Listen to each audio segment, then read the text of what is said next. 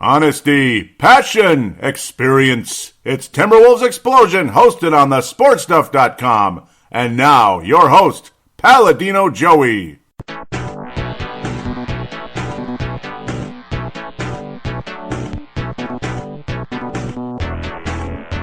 Hello again, Timberwolves fans. Are you ready for the explosion of Timberwolves basketball?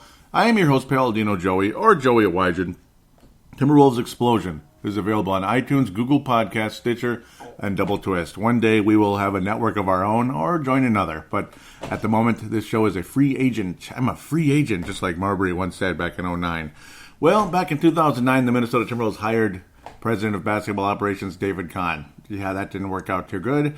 We wind up with Flip Saunders 4 years later. That was awesome. And then, unfortunately, his untimely death only 2.5 years later led us to Tom Thibodeau, president and coach, which I think a lot of us would agree now there needs to be a separation from coach and front office. Separation of coach and front office. The Minnesota Timberwolves earlier this week officially named Rosas, president of basketball operations for the Minnesota Timberwolves.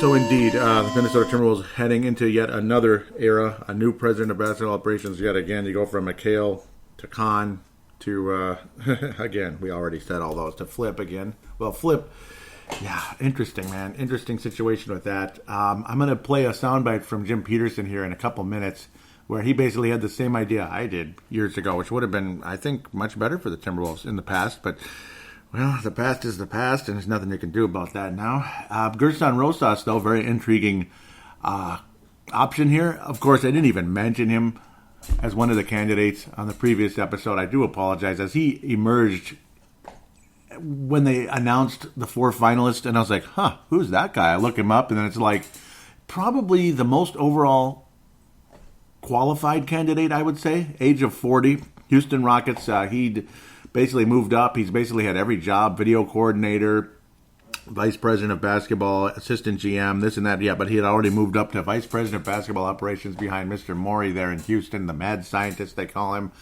9 billion three-pointers, all that. Basically more three-pointers. It's unbelievable. More three-pointers than any team by far, which is crazy. In fact, the gap, the margin of 3 points attempted for the Houston Rockets actually was a bigger margin than the attempted shots by Steph Curry in a season. So that's pretty insane. And Steph Curry's season where he had the most attempts. So pretty crazy when you sit down and analyze that. So we will expect some more 3-point shots. We will expect a much more modern style game from Gerson Rosas.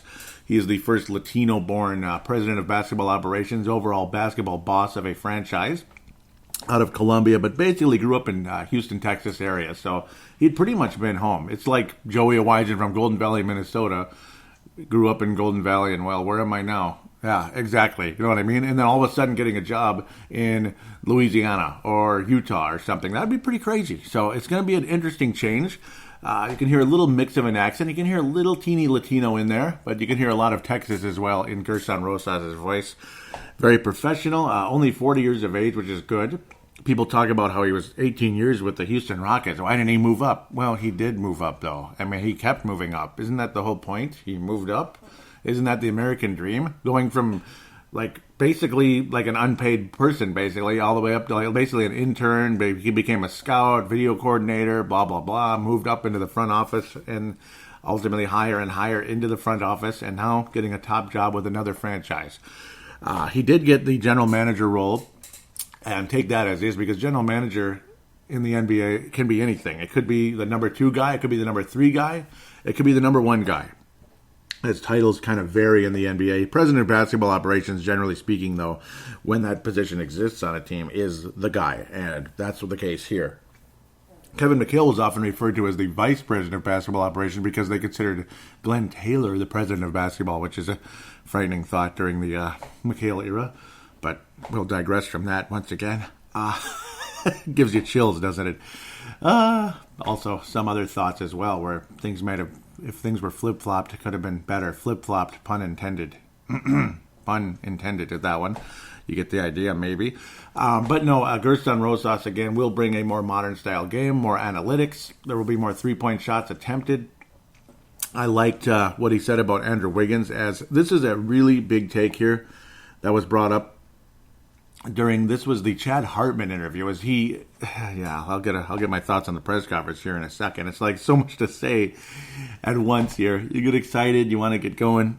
But the Chad Hartman interview after the press conference, because the press conference was about basically a whole lot of nothing. Chad Hartman interview, the point is he was basically saying that Andrew Wiggins is going to enjoy playing basketball again. He wants Andrew Wiggins to enjoy playing basketball again. And, well, some of you might look at that and roll your eyes like, really? He doesn't enjoy playing basketball, making $30+ million a year, living the dream. You get to be an NBA star, potentially. Potential, right? And, well, why wouldn't that be the case? Well, maybe the Tom Thibodeau era messed it up. Maybe certain players on the team messed it up, this and that. Andrew Wiggins, I thought his first 2 years in the league enjoyed the hell out of basketball. I thought he loved his rookie year. I thought he was loving the game. He was flying around. He had a little bit of Dominique Wilkins in him. That spin move, attacking the basket and dunking and getting hot in the fourth quarter. Clutch. And then he brought it into the next year with Karl Anthony Towns. His shot attempts it dropped off a bit. He wasn't the number one option. For some reason, just some people, it bugs them. It hurts them a little bit. And then he became a guy who was just basically over in the corner when you brought in Mr. Jimmy Butler. And I knew he would hurt Andrew Wiggins. I knew it. I was afraid of that. The day that Jimmy Butler was traded to the Minnesota Timberwolves, I knew that would be a problem. You also sit down and think about, remember when Zach LaVine got hurt, how Andrew Wiggins kind of took off there as well. And it's like, you're not rooting for people getting hurt. It's just, there's only one basketball, right? So that's kind of the issue sometimes with Andrew Wiggins. He improved his defense on occasion last year. And in the later stages of the season, you saw him be more aggressive. Him being Andrew Wiggins, driving to the hoop and all that. So, I mean, there's hope. And if this offense, the new offense with Ryan Saunders, if he is ultimately the head coach, as they collaborate, that's basically the number one theme you get out of Gerson Rosas, is there's going to be a lot of collaborating, a lot of family and collaboration. It's going to be a family. Welcome to the family here on Timberwolves Mafia. Some of you that may be Purple Mafia show fans, that's a little nudge at that one. But basically, it'll be like a Timberwolves Mafia, so to speak. There'll be a family. They'll all work together. The assistant GM, the GM, if it's Scott Layden or not, if he's an assistant GM, if he's a scout, a head scout, a dishwasher, floor mopper, making $2 million a year is $2 million. So even if he's mopping floors, he's still making $2 million a year. So, or if they make him a scout, which is again another nudge at another soundbite we'll be playing later in the show from the Courtside podcast. Oh, but no, the whole point again is that there's going to be collaboration. People are going to be working together. Karl Anthony Towns seems pretty excited. Andrew Wiggins, again, if you can get Andrew Wiggins to enjoy the game, you got to think his confidence will go up again, and we're going to eliminate some of that long two bull crap, which again was a problem forever with Andrew Wiggins. It's almost like, Andrew Wiggins got more and more desperate when he got the ball. That seemed to be the problem. He got more and more desperate, like, okay, I finally got the ball now. It's not Jimmy or Carl, so I'm going to make a couple little dribbles. I'm going to make a little halfway spin. I'm going to kind of hoist it up and miss. But I love my shot. I love it. Yeah, but again, that was kind of the problem with Andrew Wiggins. He became a bit of a black hole because he got so desperate. Like, give me the bleeping ball, Jimmy Butler, who never passes. Well, only when he feels like it. And that was the case there. So if Andrew Wiggins can enjoy the game again, maybe keep working on that catch-and-shoot three, which I think would be huge, especially from the corner there. It'd be a big deal. The analytics and the shot charts and the percentages all over the league. Call it analytics, call it charts, call it whatever. But the left corner shot from Andrew Wiggins is legit. Everywhere else on the floor is, well, you just rhyme it with legit and start with a SH, and that's about it. It was pretty bad. So that was kind of the case there with Andrew Wiggins' shot chart. The left corner three, excellent. Excellente. Upper 40%, even low 50s. That's excellente stuff, man. So that's the good news there. Karl Anthony Towns, again, you want him to enjoy the game. You want him to enjoy the city. You want him to stay here forever. He's got the big contract, but the clock's ticking. Just like every other star in the NBA. Yeah, you got your big contract, your first huge max contract. But 2 or 3 years into it, you might start hearing a little bit of, LA is kind of nice. Miami, it's humid in the summer and nasty, but it's kind of a rocking place sometimes. As long as you don't mind Pat Riley too much, right? San Antonio Spurs, let's go work with Popovich. He might be the coach until he's Sid Hartman's age. He might be. I think so. I think he might be the Sid Hartman of NBA coaches. I think it's heading that way. I think so. Maybe Utah. It's kind of it's beautiful scenery anyway. Interesting uniforms and beautiful scenery.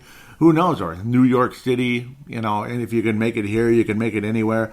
There's all kinds of stuff like that happens with these star players that get frustrated when the team is not going in the right direction. They're stagnating, they're plateauing, or they're even regressing. And that's really devastating when you get to be 24, 25, and you look down the road 4 or 5 years, and it's like, are we going to even be better 4 or 5 years from now? When I'm 29 years old? Screw that. So that's basically the fear that comes with most stars in this league. If your team isn't already soaring like eagles, like the Milwaukee Bucks right now with the Greek Freak. He's planning to stay there forever, and we'll see what happens with that. We'll talk about the Bucks in segment number 2. A little bit of NBA playoff catching up to do there. Nothing crazy, but we'll do it. We'll do it. This is an NBA show. But no, it's all about trying to enjoy the game again and get an offense that fits the modern game. Those of you that have been listening to the show for many, many years, or even many, many months, I'm not a gigantic modern basketball fan. I'm not. I don't like 9 bajillion three-point shots. I think it's, I like defense and fast break. I like Showtime Lakers style. I like the 80s Celtics. I love all that stuff. But at 39 years of age, I'm not stupid at the same time. And, I'm modern thinking enough. You got to adjust. You got to kind of go with the flow. As much as I might not like it very much, as much as I cherish the Chicago Bulls, the Celtics, and the Lakers back in the day. And, of course, Dominique Wilkins, Atlanta Hawks. Oh, God. Man, I miss that. Oh, man. Especially Wilkins, anyway. You got to adjust. You got to rotate players around the perimeter for catch-and-shoot threes, cut to the basket for some quick layups and dunks, rotate it back out. Guys rotating, moving around, moving the ball, catch-and-shoot three. That kind of stuff.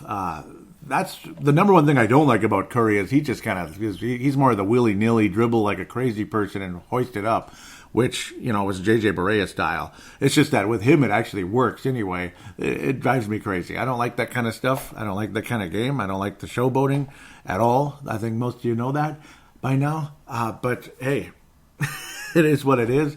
Catch and shoot threes, I can handle. I can handle that in a big way. As long as it isn't 42 attempts a quarter from downtown, we'll be okay. Catch and shoot threes work, especially again in the zone defense era. You can cover an area, you don't have to cover a man the whole time. You can cover a zone, an area, and that allows for more of an open game and less of the Shaq game where it's back to the basket and dunking on people all night with a 350-pound behemoth. Basically, was the case during the late 90s, early 2000s in the Shaquille O'Neal era, where he literally changed the game there. And the Warriors have kind of changed the game into more of a three-point contest, basically. Again, as long as there's a flow to the offense, which is why I love Klay Thompson. He doesn't put the ball on the floor. He just catches and shoots, and he manages to get his 30 points that way. That's why I like Klay Thompson, and that's why he's my favorite Golden State Warrior, by far. Catch and shoot game. Andrew Wiggins, keep working on that. And hopefully we can bring in more free agents. Wouldn't be a bad thing to have a Buddy Hield in here, at least via the draft. A player like that, somebody like that can get you 20 points off of some three-point shooting. Boy, oh boy. I mean, I could go on forever about Jamal Murray versus Zach LaVine. I mean, I think you know which one I like more of the two. Love Zach LaVine, entertaining, great, but I think Jamal Murray has more of a complete package to his game, and God, he's something. They're both cocky as hell, and I don't like that, but still, great. If you can translate your cockiness into production and wins, that we can try to look past the cockiness a little bit, which is great. But again, I mean, Gerson Rosas looking to bring more of that exciting, entertaining game, which will make this city enjoy its game again, enjoy the sport again. The good news is also, when you look at the whole situation, you think, yeah, you wanna be like the Warriors and this and that, but you're gonna just keep losing to them over and over and over. But then you hold the phone a minute. Wait a minute. Wait, hold on. Steph Curry was born in 1988. Kevin Durant, about that time, 87, right? So the clock's ticking, folks. That's the good part. Carl's 95. Andrew's 95. Other players even younger. Most of the Timberwolves were born in the mid-90s. Most of the Timberwolves' best players are born in the mid-90s, where other guys are born in the late 80s in Golden State. So that's the good news. The clock's ticking. They're not going to be good forever. And Kevin Durant just might get a little bit of that New York state of mind, hopefully, in the offseason. Or he might want to head home to the capital. He's ultimately from Maryland, but basically Maryland and Washington, D.C. are kind of like hand in hand. It's kind of like Minneapolis, St. Paul over there. So that's the thing. Who knows?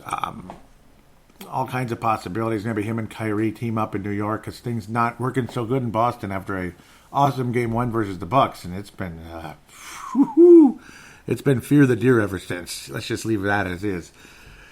So there's that. The window's going to open. The window's going to open. There will be a pathway. It ain't going to be a red carpet to the NBA Finals. That's for sure. But there is going to be a possibility. That's where the optimism comes in as a Timberwolves fan. And I'm optimistic. Very cautiously optimistic because we've been through this again and again and again and again. The good news is, though, this guy's worn just about every hat with the Houston Rockets, other than president of basketball. Mr. Daryl Morey was what he was. Obviously a great basketball mind. And again, he learned from him. Gerson Rosas, and also 40 years of age. He's got a lot of years ahead of him as an NBA executive, God willing. So very cool there. It's one thing when you're 65 years old and you just got your first job, or 58 in Paul Fenton's case with the Minnesota Wild. He got his first general manager, which in hockey, that's the top guy, job at age 58, which, again, it's like, why didn't he get hired sooner? Is it just a loyalty thing, or what's the deal? So some of you that were worried that he was with Houston too long, well, he started again as basically a dishwasher. I mean, for crying out loud. So, I mean, for lack of a better term, he was way, way at the bottom.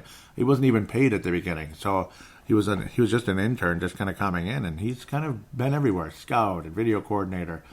He's been all over the place, kind of helping, coaching players even a little bit, this and that, and learning and traveling, international game and all that, which also is a big deal because he's willing to travel and scout players worldwide, which, again, it is what it is. I mean, the Greek Freak was from Greek. Tony Parker was from France. Manu Ginobili was from Argentina.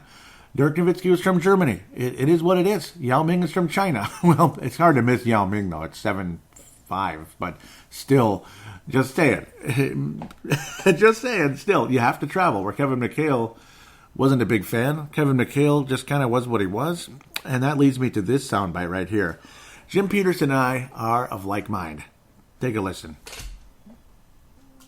When Kevin McHale came on board, Mac is one of the most brilliant basketball minds that I've ever been around. I mean, just a basketball genius. I sat next to him at many a shoot-around practice and talked the game with him a ton. And you're not going to find very many people that know more about the game of basketball than Kevin McHale. But the job has changed so much. You have to be an executive. You've got to juggle so many things. The player program is part of what this job entails in managing all of that. And the player programs is not just the onboarding of athletes when you trade for them, draft them, or get them in free agency.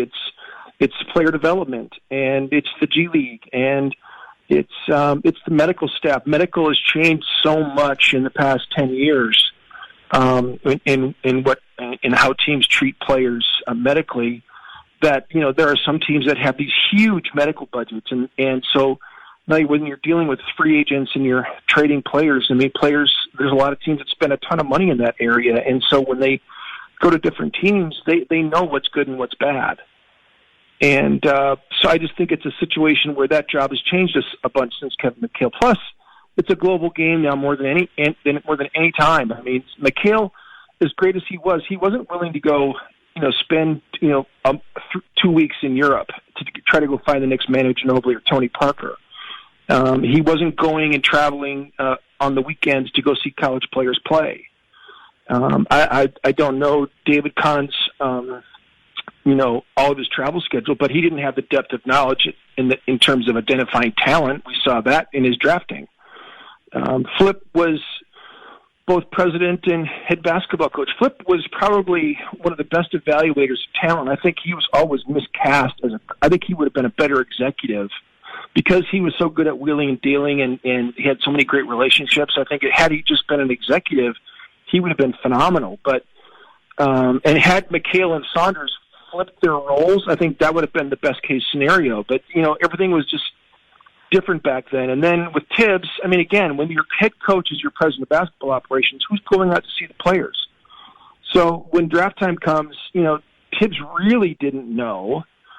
Flip really didn't know. I mean, yeah, he's got all this experience and stuff, but for the first time in my 21 years, we've got a president of basketball operations who has been a video coordinator. He's been a coach. He's been a scout for many years. He's worked in a super advanced system with another program. Gerson is just he's worn so many different hats, and then he's been with an organization that really everybody kind of wants to figure out what Daryl Morey's doing. What is this mad scientist doing behind the scenes? Well, Gerson knows, and Gerson's going to try to bring some of that sort of advanced thinking of the game into the system, which the Timberwolves have been really kind of lacking when it comes to basketball strategy. The three-point shooting is just a symptom of that, but there are other things involved with that concept as well. So I just think that when I say upgrade, I just explained to you just a few ways that's the case. Not bad, eh? That's what radio is all about. Gotta love what Jim Peterson had to say there, of course. Color commentator for the Minnesota Timberwolves broadcast with Dave Benz on television. Outstanding, isn't he? He's been here 21 years, as he mentioned. And again, did you hear what he said about flipping the roles? Like switching the roles of Flip Saunders and Kevin McHale. Man, that would have been a dream, wouldn't it? I mean, Kevin McHale would have been a better coach, I think, than Flip Saunders, where some of you might be listening like, are you crazy? Oh, my God. I think Kevin McHale would have been a better coach. I think it's just a better knack, and Flip Saunders would sure as hell been a better president of basketball, vice president of basketball, general manager of the Minnesota Timberwolves. It would have been a very intriguing idea, and I remember thinking about that way back in the day when Timberwolves got swept by the Dallas Mavericks after the 2002 playoffs. It was just, to me, that was eye-opening. That was like, okay, we're not getting anywhere, and I'm getting sick of this BS. Why are we getting swept by the Dallas bleeping Mavericks in the first round? Oh, they're the hot new thing. Yeah, but getting swept in the first round when our team had been in the playoffs like how many years in a row? Like I believe it was the fourth year in a row. Like, come on, let's go. We're not getting anywhere. That's the time when a lot of people like Shaquille O'Neal say it's time to fire the coach, like 6 years into his tenure as head coach. Now, again, firing Flip Saunders is not a remedy to anything at all. Moving him to the front office and giving Kevin McHale a crack at it might have been fantastic. The sad part is the odds of those two guys agreeing to that are 1 in a billion. But what if it happened? What if it happened? Or what if that was how it was from the beginning? Fantastic. It could have been really a good thing, I think. But, well, it is what it is. The past is the past, and there's just no way of revisiting it all these years later. But it's too bad. But it's kind of cool. And, of course, the thought of Gerson Rosas, again, wearing all the different hats, and it's a family and collaboration versus the whole press conference bit that we saw. It's not Tibbs. It's not Tibbs. Tibbs was to himself. Tibbs was a caveman. He was hiding in his, a hermit crab. Maybe you could call him a caveman too, but like a hermit crab just hiding in his office all day. Like, why are you bothering me, basically? And then, and then Gerson Rosas, it's an open door. We're going to be the greatest thing ever. We're all a family. We love each other. La, la, la, la, la, la, la. Now it's time to get into the negative thought about the whole thing with the press conference. It's mostly the press conference, and again, it's, like the whole you never know type of feeling as well.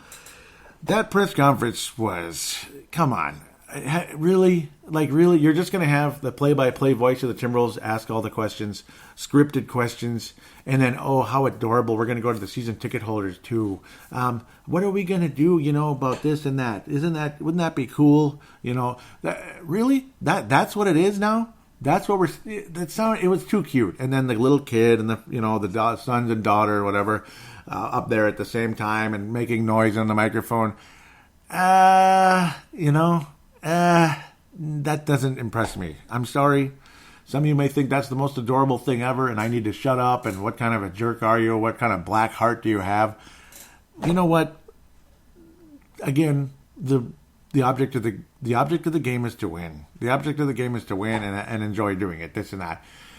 Hearing a little kid go, I'm just making noises in front of the microphone. That's not what I'm looking for here as a owner or fan or whatever. That's not what I'm looking for. I'm telling you. Was it all scripted, trying to be adorable to say, yeah, we're a family now, we're not Tom Thibodeau anymore? We get the point. Stop it, okay? That was terrible. I'm sorry. That was not good. Again, the scripted questions, I guess this is Ethan Caston's idea. Ethan, can we go back to just regular press conferences here? And can we please, and again, go ahead and call me a black heart about having little kids up there. Whatever, it doesn't impress me. It just doesn't. Go ahead and keep doing it all you want. But I'm going to roll my eyes at it. Okay, I'm going to keep rolling my eyes at it because it's not necessary. It's not necessary. But the scripted questions part, I thought was bad. I'm sorry, that's bad. I want to hear real reporters asking questions like a regular press conference. Why is that a problem all of a sudden? Like what the heck? Made for TV press conference? What the hell is a made-for-TV press conference?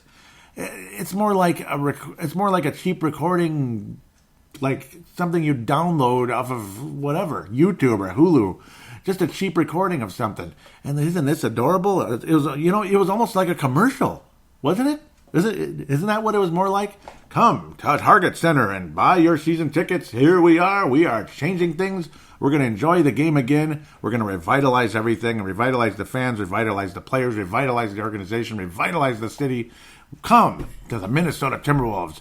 Get your season tickets today at whatever the number is. 600 First Avenue, Target Center, Minneapolis, Minnesota. Yay. Good. Okay. Yay. All right. That's cute and everything, but you get the point. Okay, I think you got the point. I think I made it. I hope that's the only time we get a press conference like that. In the future, don't do that again. Please don't do that again. It's nice that they went to regular professional interviews after that, but can't we have like a real Face the Music press conference like we're supposed to? Isn't that the way it's supposed to work? I can't handle it.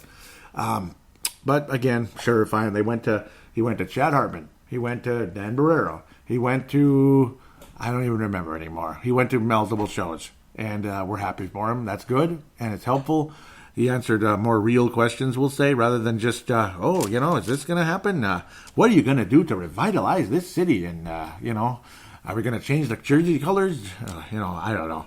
Are you gonna say hello and are you going to beg season ticket holders to come back? Ones that were turned off by that evil Tom Thibodeau guy, the Darth Vader Tom Thibodeau? Are you going to be the new hope? Bring back all the season ticket holders? Are you going to be the new hope? Yeah. Well, even Luke Skywalker had problems too along the way. But yeah, we'll just leave that as is. Other than that, though, I'm optimistic, cautiously optimistic, because nothing's happened yet. The good news is, no, they're not going to blow anything up. They might even bring back everybody for now. And then, of course, in time, certain positions will be changed. Certain guys will be brought in that Gerson Rosas wanted to be brought in to be the assistant GM, to be this, to be the video coordinator, to be the who knows. Who knows what it's going to be like. But head coach Ryan Saunders is probably going to get a 3-year extension or something like that. That's my guess. Gerson Rosas was non-committal on it. The thought is that from most media outlets like the Judge Zolgad and all them, Store North and KFan and all them, believe that it's probably more of a charade, more of a facade. Just he's probably going to be the coach, but we want to make it at least look like we're looking around and at least give other people a shot here, like rather than just, yep, Ryan's the coach. So that's probably what's going on there, more than likely. And I'm supportive of bringing Ryan Saunders back. I think most of you know that. I think most fans out there are supportive of bringing Ryan Saunders back in the fold. I think he's obviously he's got the work ethic, he's got the knowledge, he's got the modern thinking, blah, blah, blah. You saw way more three-point attempts with him right out of the gate, pretty much. The defense stunk. There will be a defensive coordinator, great basketball mind brought in to help, I think. A lot of people believe that it could be Mr. Vogel. That could be Mr. Frank Vogel, the former Pacers and Knicks head coach, defensive type of a guy coming in. Interestingly enough, Mr. Rosas also had ties to Tom Thibodeau, and they seem to get along pretty well. So the days in Houston with Tom Thibodeau as assistant coach, defensive coordinator for the Rockets, back in the Tracy McGrady and Yao Ming days in the late half of the 2000s. So the 2000s, the pre-2000 teens, if you know what I mean. About 10 plus years ago.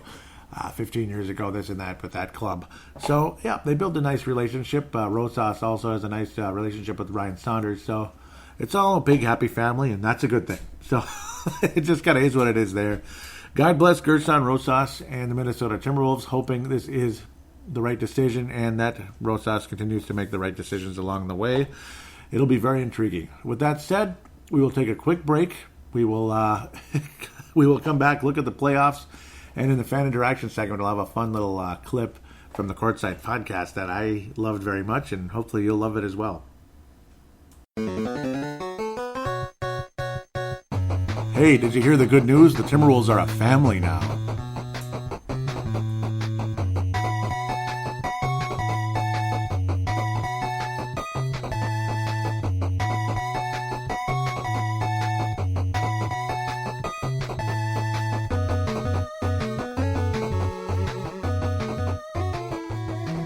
And we are back here on Timberwolves Explosion, segment number 2. Going to look at the postseason a bit. I'm not going to go crazy into it, but maybe. Who knows?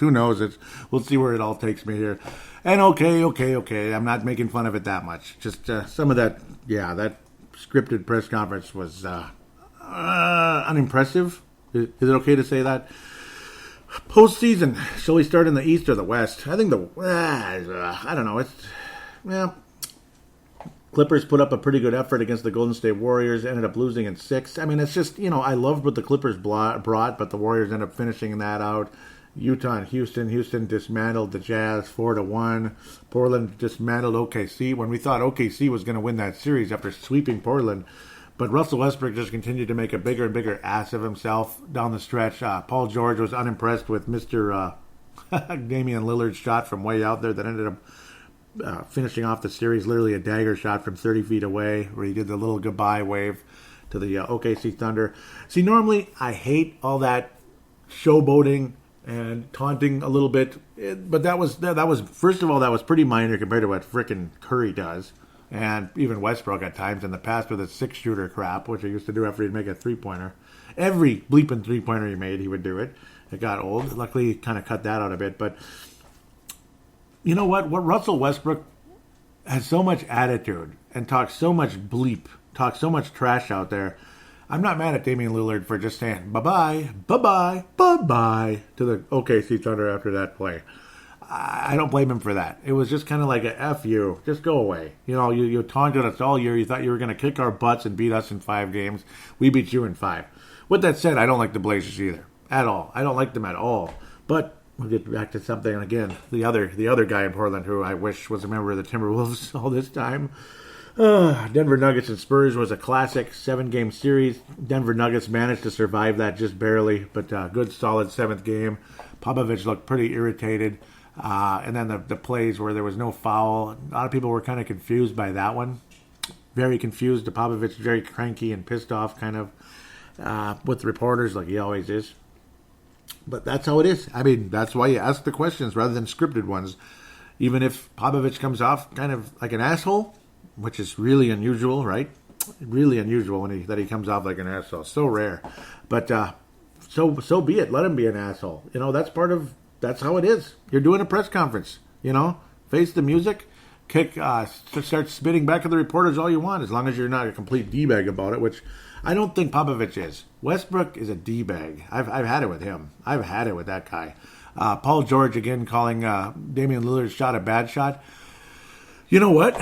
It is a bad shot. I agree with Paul George. But, again, the modern NBA, I guess that's just how it is. And it was a bad shot.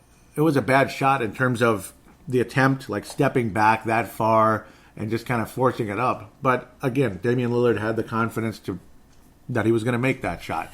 He had the focus, and that's what counts. It turned a bad shot into a good one, basically. But no, I agree. It was a bad shot, but again, Damian Lillard made it a good one. And That's good. That's important. So, good on Damian Lillard. Very epic series between Portland and Denver. Absolutely awesome series, I'd have to say. I dislike Portland more and more with every game, pretty much. I'm kind of tired of them. Even though Enes Kanter is a warrior, I respect him in a big way.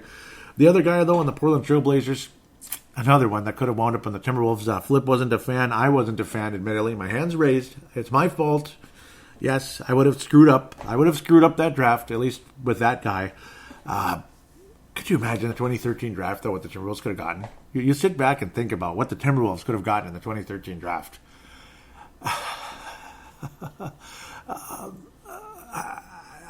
I cringe when I think about what the Timberwolves could have had. Let's just sit back here and take a look.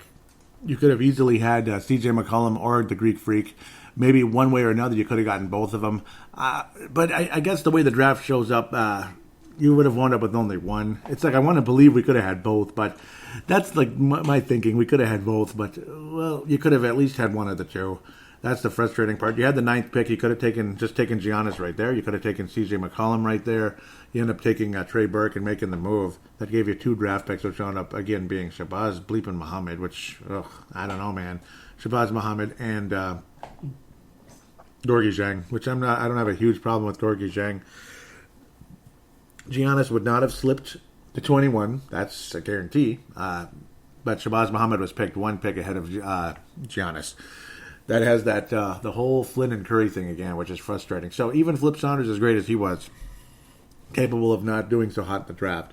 Could have had C.J. McCollum, though. Imagine C.J. McCollum alongside Rubio or whoever. It could have been that clutch shooter. And even better, you could have had your power forward to go with Karl Anthony Towns with Giannis. That would have been much better. As good as C.J. McCollum is, but you could have had an all-star, either one way or another, an all-star caliber player. Giannis, an MVP caliber player out of Greece. I think the city he's from in Greece is even more difficult than his last name. So let's just say the Greek Freak from Greece and leave it as it is, because it's that hard. Other than Giannis is an easy one. It is what it is. But, that's how it goes sometimes. Would have loved to have C.J. McCollum's extremely clutch 40-point games. You had that 4 overtime game in the 3rd game of the playoffs. It looked like Denver was going to bury Portland, go up 2-1 and move from there. But since that game, Denver's been pretty damn good. They've been pretty lights out, knocking Portland off in their home court in Game 4, and then doing a hell of a job last night, pretty much cementing themselves into the Western Conference Finals by demoralizing the Portland Trailblazers in Game 5 in Denver, Mile High last night. Denver's up 3-2. To me, there's no way Portland wins that series anymore. And I'm totally fine with it. Gotta love what the Joker's brought. He is a Joker Johnson, like the Magic Johnson of big guys. He's, I guess, a lesser version of what Mr. Sabonis could have been years ago had he been that age. Had he been fortunate enough to be that young in the NBA, which would have been beautiful and fun to watch. That guy was a son of a biscuit. Golden State hammered Houston. You got the stupid foul calls. Every couple of seconds, Houston whining and complaining, which hopefully Gerson Rosas does not bring to this organization. We had enough of that during the Adelman and Barea era. Complain. It was obnoxious. I think we all hated it. We got sick of watching it. Karl Anthony Towns likes to complain a lot, but I think he's tailed off a teeny bit. Hopefully he continues to do so. Houston has built a reputation that makes them very unlikable. Even though they're a very good team, they got killed by Golden State multiple games. They blew a chance in Game 1, which is actually a close game, actually. I shouldn't say they got killed. Game 2, not so good. Though Houston was in both of them. Just down the stretch, things didn't go so well. But then Houston wins 2 in a row, which is good. So glad to see the Rockets at least back in it. I hate the Warriors so much. I'm cheering for Houston, which is sad. I know a lot of you are like, well, are you crazy? But do you really want Golden State to win again? Do you really want that? Can't we move on? Can we move on? Like, let's go. I'd like to see Denver, Milwaukee. That'd be kind of cool. But, well, you might see Golden State, Milwaukee. I think there's a pretty good chance. Toronto, wow, what a nice comeback they've had. Milwaukee got shelled on their home court in Game 1 of the second round, and it's like, oh boy. Well, I guess they're not ready yet. They're too young. They're not ready for the big time. Here come the Celtics. Go Green Machine. they're rolling. The Celtics are rolling, and the Bucks are, again, they're not ready for it. They're just not ready. They're too young. They're going to lose to the Celtics, and go Boston versus Golden State, which I picked at the beginning of the season with the Celtics winning because they're going to have the best record in the league. It ended up being the other green team, the Fear the Deer, and they have kicked some butt the last 3 games over the Boston Celtics, particularly Game 4. That was really something, which put the Celtics on ice just about. Bucks win 3 in a row over the Celtics. Charles Barkley made a strong statement after game number 2. The Boston Celtics will not win another game in this series. I believe he even made it after, I think it was after game number 2, that the Boston Celtics will not win another game in this series. It was either 2 or 3. But one way or another, pretty bold prediction when it's either 1-1 or 2-1. And I think he's going to be right. Game 5 at home in Milwaukee, Fear the Deer. Even though the Celtics have won there once in this series, Milwaukee Bucks move on to the East Finals, in my opinion. I definitely think Denver beats Portland. I think Houston and Golden State's close. I think it's a very close series. And I love the way Houston plays against Golden State. They've been the toughest opponent for the Warriors the past 2 years, and it's evident now. Stop whining, stop complaining, get out and play, Houston, and you might have a chance to actually do something pretty special. It's possible, especially with Clint Capella being healthy. That's a big help. Having a nice, strong big man who can rebound and block shots and put in some of those easy twos. Those offensive boards can get something done there. So, again, all due respect to Mr. DeMarcus Cousins with that ever so unfortunate Achilles tendon injury. I'm not laughing at it. I'm not celebrating it. I feel for him. That's a devastating injury to any NBA basketball player. Achilles tendon is no joke. It's no joke at all. So, hopefully a speedy recovery for him, and I just hope he signs with a different team. That's all. I know. I'm an ass. Milwaukee, okay, I didn't even talk about the first round hardly in the Eastern Conference, but it was pretty lame, to be quite honest. Bucks crushed Detroit basically 4 games in a row. Detroit made, I think, one of the games fairly interesting down the stretch in Detroit, but generally speaking, the Bucks crushed them. Celtics completely took me and slapped me upside the head when I picked the Indiana Pacers to beat them in 6 or 7. Ouch! Celtics just roasted the Indiana Pacers, and then again to win their 5th playoff game in a row by killing Milwaukee at home. A lot of people thought the Boston Celtics were going to start living up to that type that they had 2 years ago when they first got Gordon Hayward, pre-broken leg and all that, broken ankle situation, nasty injury there. Brooklyn took out Philly in Game 1, which was extremely impressive. You got a couple of Game 1 wins for both Brooklyn and Orlando. Brooklyn looked very impressive in that game, and then Philly just said, bleep this, and took the Nets to task, beat them in 5 games. Same with Toronto, Orlando. Orlando winning Game 1 in Toronto, their first playoff win since 2009. I mean, we're talking way back in the day here. Orlando's not been a scary team at all in the postseason for many years. They haven't even been in the postseason for like a decade. They made it to the finals in 2009, which is the weirdest thing ever. They actually went to the finals 10 years ago with Dwight Howard. Crazy it's been that long too, but they actually went to the NBA Finals, but they barely even, it was not a good series. Toronto crushed Orlando in a big way. Philly looked real strong early against Toronto, despite Toronto winning Game 1. A couple of big wins for Philly. Took a 2-1 lead, and then Toronto the last couple of games has been extremely impressive. Very close game in Philly in Game 4, and then took them to task in game number 5 here. And I think Toronto's chances of going to the Eastern Conference Finals are extremely strong now. 3-2 lead. I think it's Bucks-Toronto. Denver versus probably Golden State. Yay. But Denver-Houston, let's go. Let's go, baby. Not because I love the Houston Rockets, but because I want Golden State out. That's what I want. I would love to see that. Right now, it looks to me, most likely scenario is Bucks and Warriors. Bucks home court advantage.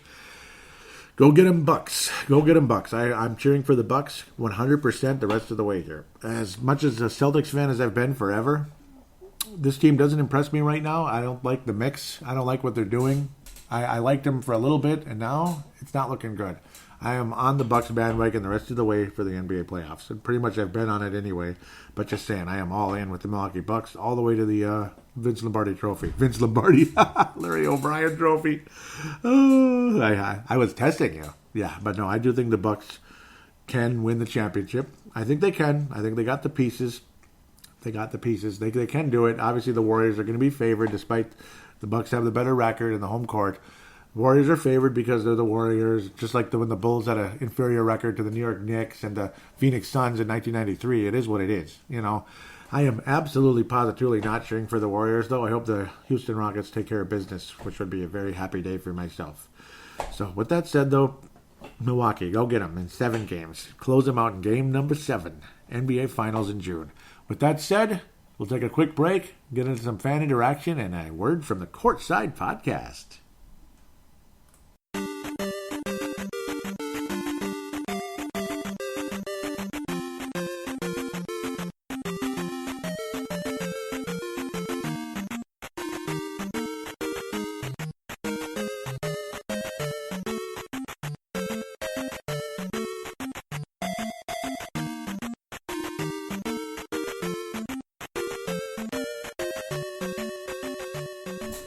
And we are back here on Timberwolves Explosion, segment number 3, fan interaction segment. We'll start off with a Twitter account, at Wolves Explosion, because Twitter, Timberwolves Explosion doesn't fit for some reason or another. Then again, maybe it would nowadays. Want to thank Levi Brown out of New Zealand, and Vince Germano for retweeting the most recent episode 258.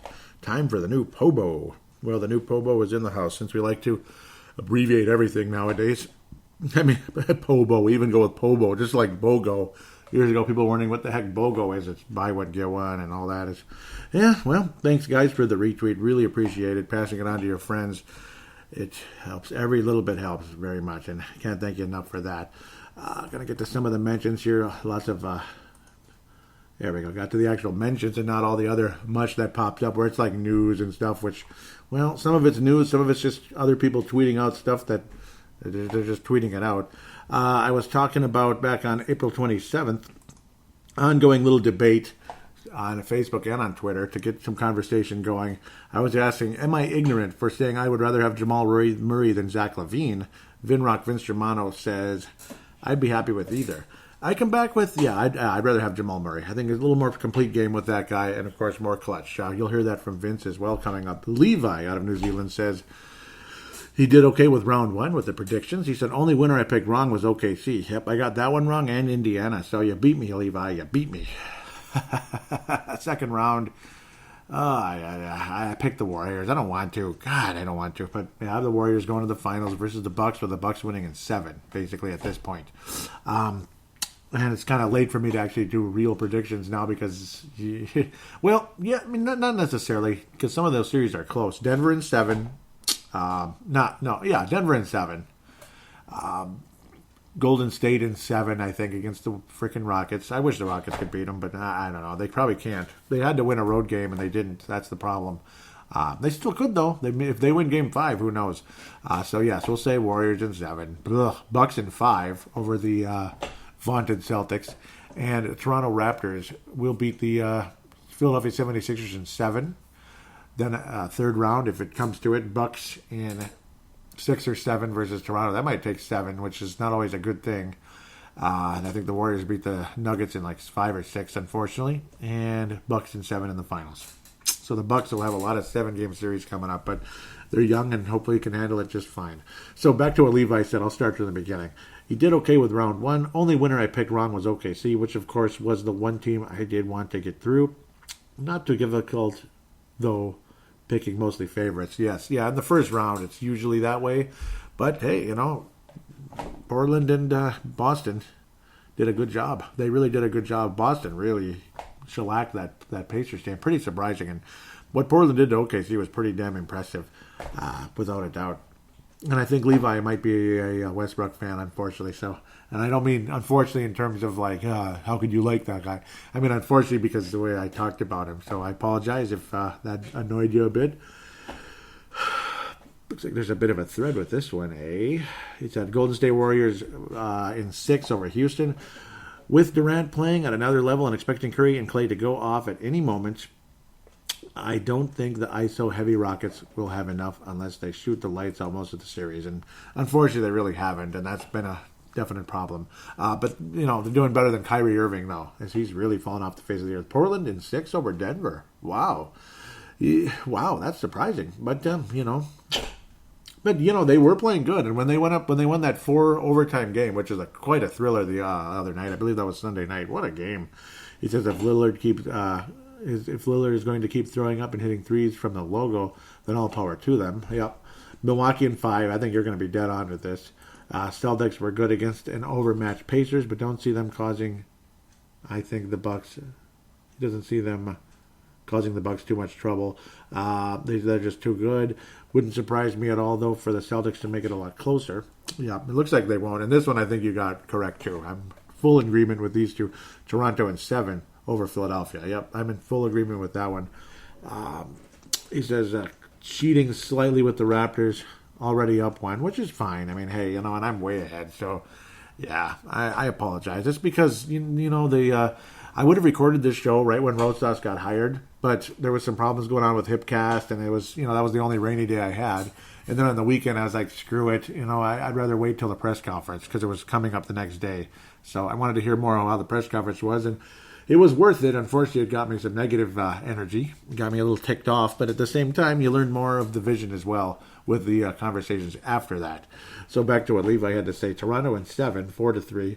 Cheating slightly with the Raptors, already up 1, while Kawhi is not Jordan, obviously. I do see some comparisons with the all-around game and high-level mid-range game, and I see it too. He is probably the most similar player to Michael Jordan right now, isn't he? Because LeBron isn't. LeBron's closer to Magic Johnson. He's like a higher-scoring version of Magic Johnson. When you look at the old great players, I wish Wiggins could approach a mini Dominique.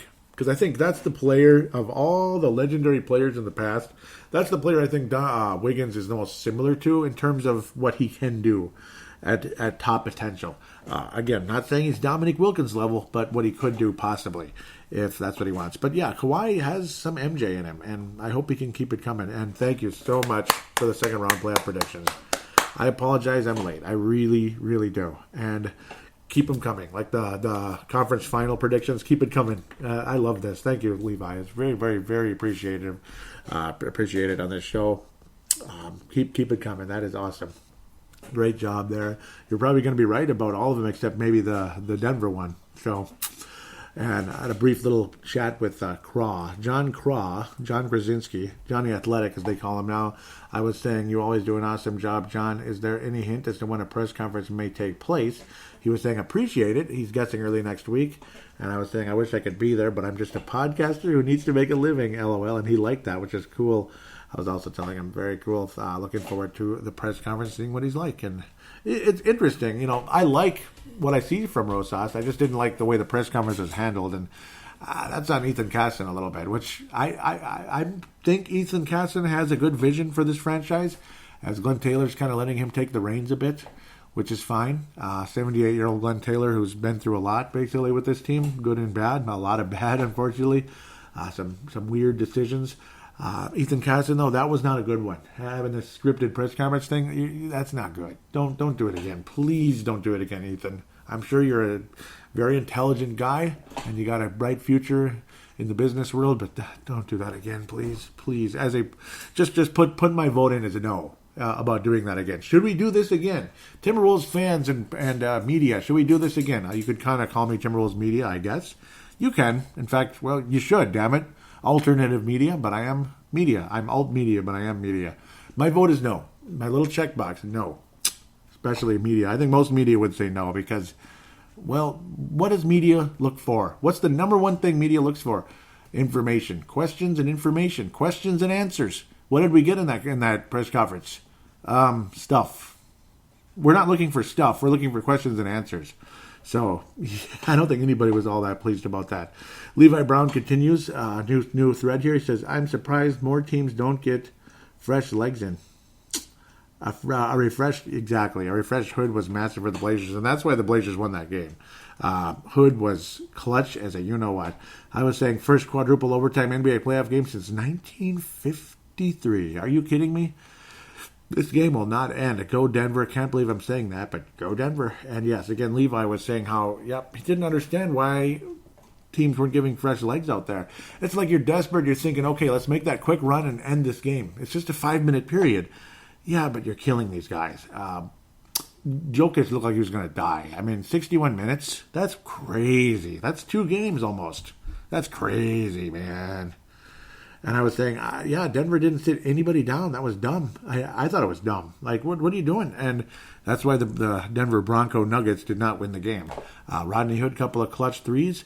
There's two guys. There's one guy on each team who definitely doesn't get the love that other players get. You get the Jokic, you got the Murray, you got the Lillard, you got the McCollum, and then you got Rodney Hood and Will Barton. Wow!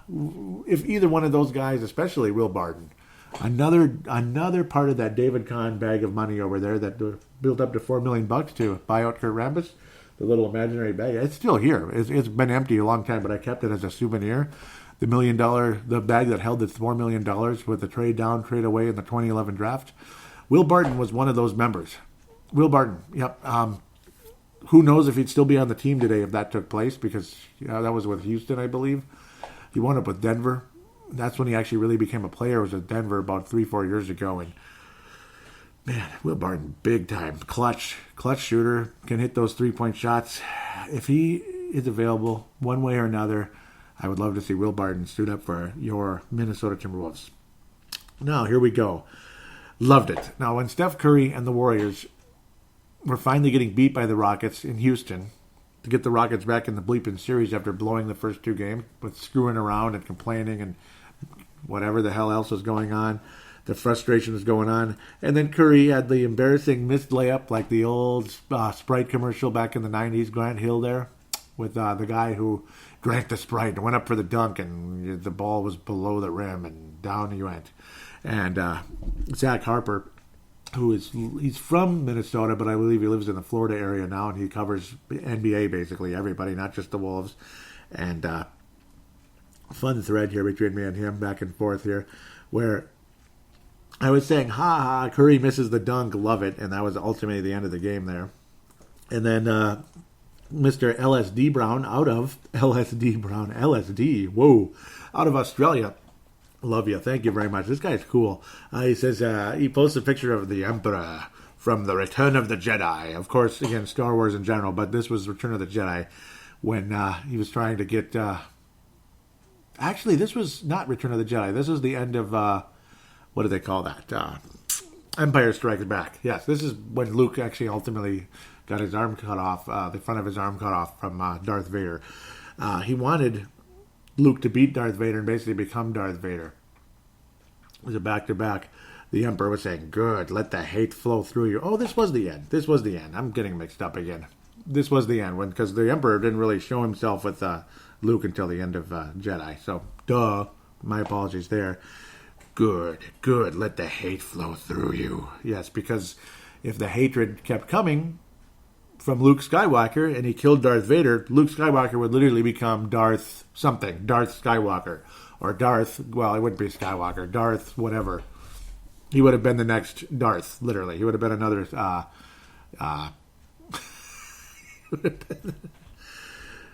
he would have been fully on the dark side right there. The hatred would have taken over just like it did with Darth Vader.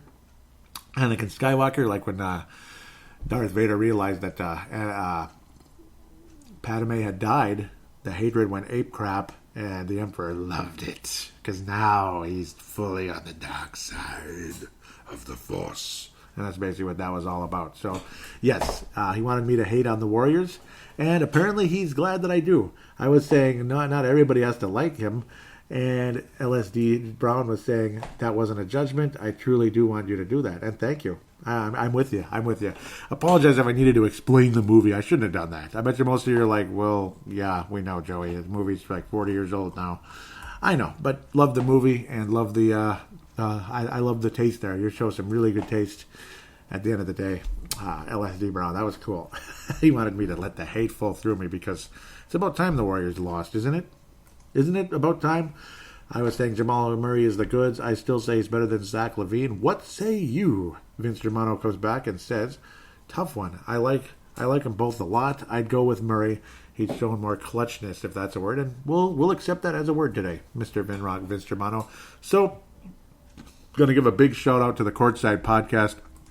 Wayne Hunt is the alpha dog.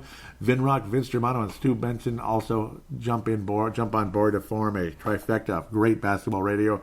Ultimately, Wayne Hunt is a Memphis Grizzlies fan. Vince Germano Vinrock and Stu Brown are Laker fans, but they talk about the NBA. They talk about their teams when they get the chance, but generally they talk about the whole league. And then they have little spats about their teams on occasion. They joke about this, or they laugh about that, or they say, "Hey, or in Vince Germano's case, well, he's coming. He's coming to the Lakers. If it's if it's LeBron James, if it's the Greek Freak, if it's Kevin Durant, he's coming to the Lakers. He's coming to the Lakers, and he likes to kind of turn that into a bit. It's an ongoing bit, so it just is what it is. And then Wayne Hunt had an interesting thing go on with Chris Wallace, his head basketball guy. Let's hear what Wayne Hunt had to say. Quick sample of that show. Well, we should turn the tone around a little bit somber there, a little bit got some emotions out there. It's good talk, good talk. Hey, happy thoughts for you, mate. Chris Wallace got demoted. Man, we fired JB Bickerstaff. We didn't fire Chris Wallace. We did something even more heinous to Chris Wallace. He's now a scout. This is a joy. Happy days. I don't reckon he's the last of the season as a scout. I reckon that is. I wonder what they'll put him. They'll put him in the subcontinent or something. He'll be scouting India or something. 100%. You won't find any players there, let me tell you. It's beautiful. We just want him out.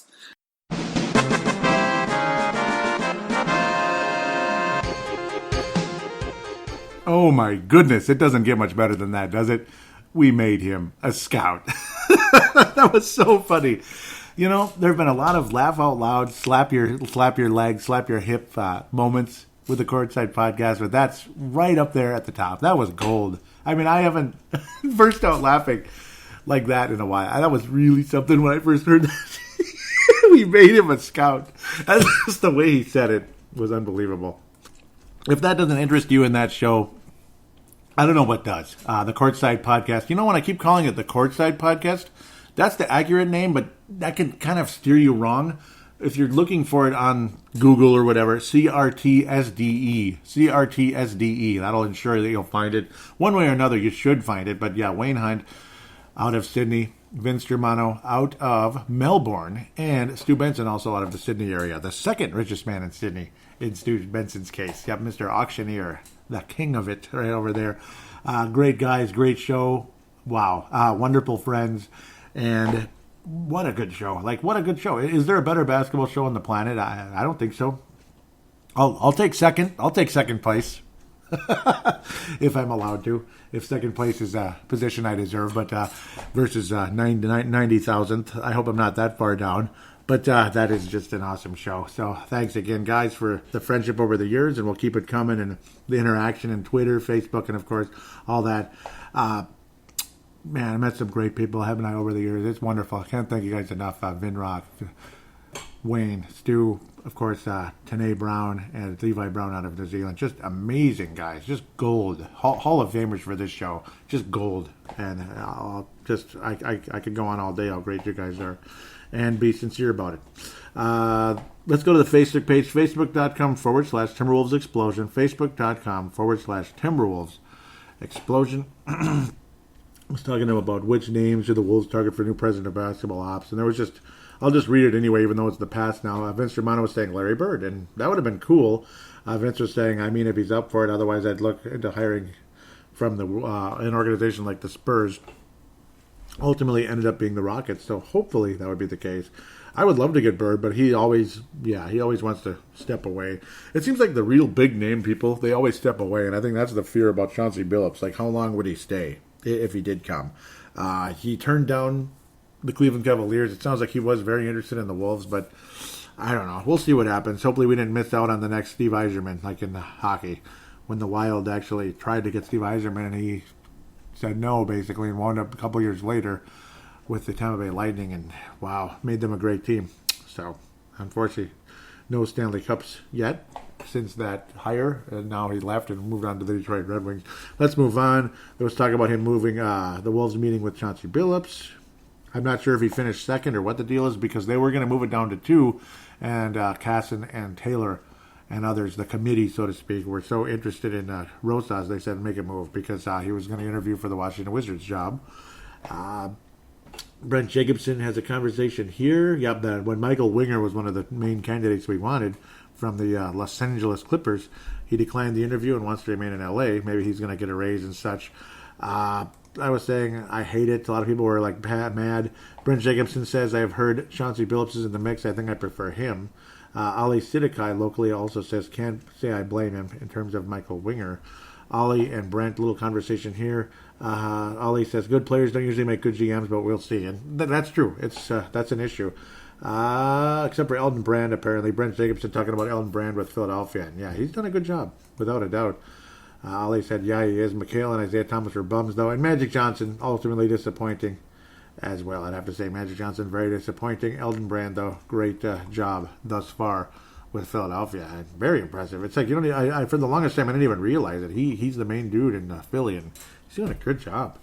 After Sam Presti and all that, trust the process. Presti did a pretty good job, too, though. Let's be honest, even though it got a little weird for a minute there. I was talking about, again, am I ignorant for saying what I would rather have Jamal Murray than Zach LaVine? Thoughts? Somebody laughed. I wonder who that is. Why would you laugh? Are you crazy? Dallas, Michael, Mercial. So, are you trying to say LaVine's that much better than Murray? I don't know about that, bro. I was saying I understand completely when people were saying both. But let's stick to the original question. I forget, what was I saying now? I was saying what's really sad is we could have had him instead of Chris Dunn. Tim Lee Schluter. I apologize. He says, I don't think you could go wrong with either. I could have both. And yes, we could have had both. Which is insane. And Jamie Tinter is saying exactly. Yep. We could have had both, which is true. So, yes, Tim Schluter and Jamie Tintor. Could have Jamie back in the mix. He's been away for a little bit, apparently. He does a lot of adminning for other pages like Flip's Army and such, which is cool. Power rankings, yep, looked at that. No comments there. And we got 5 total comments. Let's go here. What happened to him? So there was the report. Timberwolves hire Gerson Rosas from Rockets as president of basketball operations. Let's look at all the conversation and replies. Tene Brown out of New Zealand, of course, says complete 180 move to the Thibs-laden front office. Rosas is coming out of the analytical front office of the Rockets. I'm excited to see what he brings to the Wolves. Next move I'd like to see is getting Saunders re-signed. And yes, I would like to see that as well, signed. Wayne Hunt has a hand over his face, like as if to say, really? So we'll continue here. Wayne Hunt, Vince Germano conversation. Vince Germano says, what's the go, Wayne? Wayne Hunt says, I don't like the hire. Vince Germano says, but why? Don't know much about him. And we'll see. So we'll see. I clicked like on all of you just because of the conversation there in that one. Appreciate the conversation being brought in. Well, I mean, we'll see. There's not much to not like, not much to like. Well, I guess the like part is that people really want to see, analytics. They want to see some modern game. We'll see what happens. Wayne Hunter, not too impressed yet, but hopefully in time he'll be happier with the decision. We'll see what happens at that. Cautiously optimistic. That's the best I can be right now. It's the best we can all be at this point with this club because reality is what it is. Sometimes you hire something great. We thought the Wolves are just going back to the old boring country club of Flip Saunders, and he did great. His first draft was not that good, honestly, but since then he did a pretty good job, and the way he handled the Kevin Love situation was pretty cool. Hopefully, Andrew Wiggins can become a really good player here with enjoying the game again and having an offense that suits him and eliminating some of those bad decisions that Andrew Wiggins makes on the court would be helpful. I gotta think indeed. So that's kind of where we stand at this point with the Minnesota Timberwolves. The future is here. The future is now, and the present is there's nothing better than the present, I suppose, as well. So with that said, hopefully this does work out very well. Again, I'm gonna disappear a bit. Again, gonna continue the lawn cleanups. It was a bit of a rainy day. It could have been rainier than it is, but it's rainy enough to disrupt what I'd like to do and get stuff done. And, of course, the cold and all that tomorrow. God, this is getting weird. Crappy start to the spring here. It should be the warm part of the spring by now. But, hopefully Milwaukee continues what they're doing. I know a lot of you like Milwaukee, you like the Greek Freaks. Some of you actually like the Warriors, or you're just celebrating the fact they're this great team and all that. Somebody locally, a well-known guy named Myron Metcalf, went as far as to say the best NBA team ever assembled.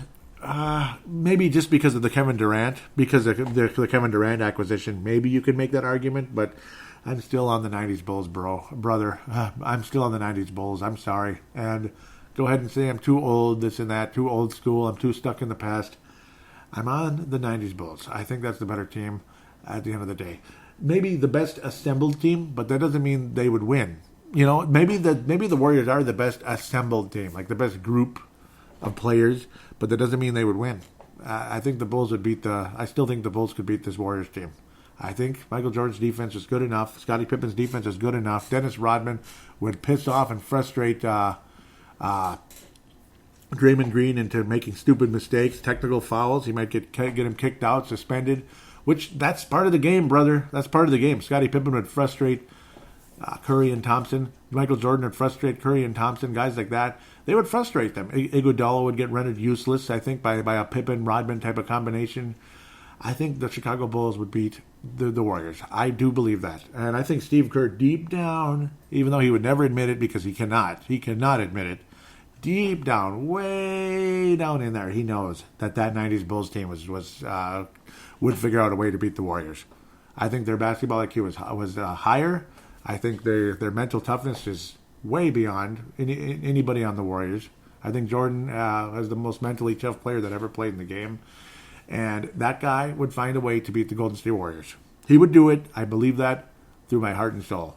I do believe there will never be another Michael Jordan in the NBA. As great as you believe, they're faster, stronger, smarter, blah, blah, blah, blah, blah, blah, blah. Sometimes you can never replace somebody. And I believe Michael Jordan is that kind of guy. I don't think there'll ever be another Michael Jordan. I don't think there'll ever be a player with a combination of talent, ability, clutch ability, competitiveness, and mental toughness. The ability to get through all of it, to weather the storm, regardless of what's taking place. I think Michael Jordan and the Chicago Bulls would find a way to defeat the Golden State Warriors at the end of the day, along with Phil Jackson and all that. I think they'd get it done. That's just my belief. You don't have to agree, but I'll just close with that statement right here and right now. After people locally talked about that, I was like, I better throw this in at some point in the show, and I am here right at the end. Got to get to the phone lines and the contact details. I believe we still have a phone line. I prefer the audio submission route. I think most of you just go that way, so I'll go with that. I'm not sure what to do with that phone line anymore. Well, I'll give it out. 209-736-7877. 209-736-7877. It is a voicemail. Do treat it as such. Mention you're calling in for Timberwolves Explosion to your statement, shout-out, comment, question, and opine. It is a 3-minute limit. Be wary of that. You'll get cut off after 3 minutes exactly. So just be aware of that. So get your point out and enjoy there. The audio submission route is basically using any smart device on the planet, using the free voice recorder on there, which is an application, of course, free. Treat it like a phone call. Save it and send it to paladinolive@yahoo.com. paladinolive@yahoo.com. It'll keep the limit maybe 5 to 10 minutes. I don't think any of you are going to really do 10 minutes, but if you superly want to and you have a lot to say and it's organized, it's not just silly, then it'd be fantastic. Again, that email address, all of that will be in the show description, so you don't have to guess how to spell it. It's all right there. Copy and paste, whatever you want to do. I will then convert the file into an MP3 file, thanks to Zamzar or Converto.com, which are wonderful websites that provide a free service if it's a small enough file. And if it's a very big file that needs to be converted into an MP3 or something else, they charge you a small fee. So I'm more than happy to give them a free plug because of that. Their service helps my show. But I need some of you guys to call in here for me to use that service. Otherwise, I'm just kind of sitting here by myself, kind of lonely. But then again, thanks again, though, those of you that did interact with me on Twitter and Facebook and have been doing so for so long. God bless you guys so much.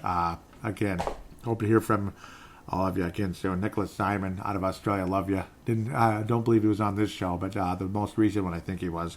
So again, hope to hear from you again soon. And others, Lucas Quayle, Brandon from South Dakota, love you guys. Hope to hear from you soon.